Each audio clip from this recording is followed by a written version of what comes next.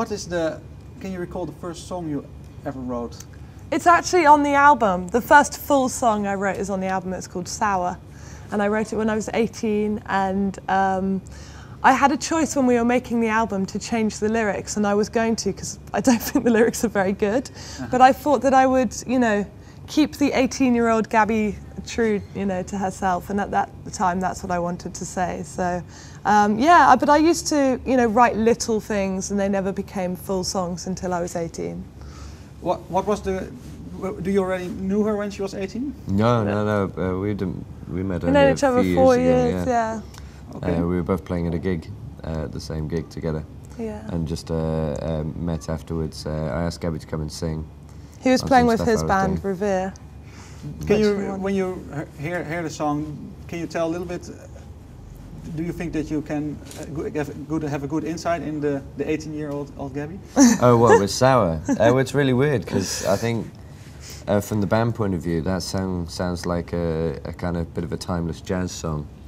I don't think it's changed too much from from the original. Well, I think the original vibe is there, but obviously we've kind of jazzed it up a lot. But it doesn't feel like an 18-year-old song. It feels like a mature jazz piece. What is it for you when you still sing it?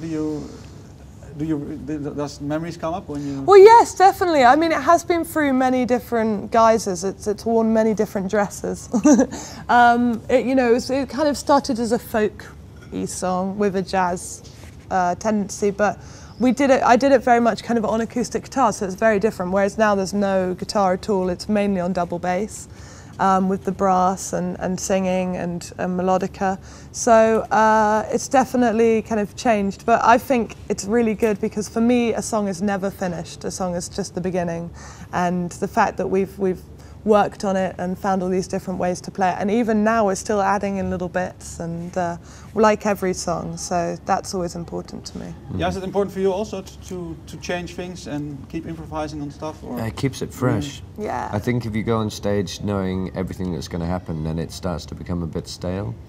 And I think we go out every night really not having a clue exactly what we're doing. We kind of always like to play it, and also, you know, the audience kind of helps dictate where we're going with something. If they're really buzzing off something, then we don't want to necessarily stop it straight away. We keep it going. Keep them going. See what they do as well. I like to keep the band on their toes as well and change bits up. And you did last night. I did. Quite a bit.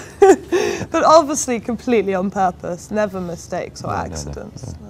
I understand that. Well, how does songs usually start?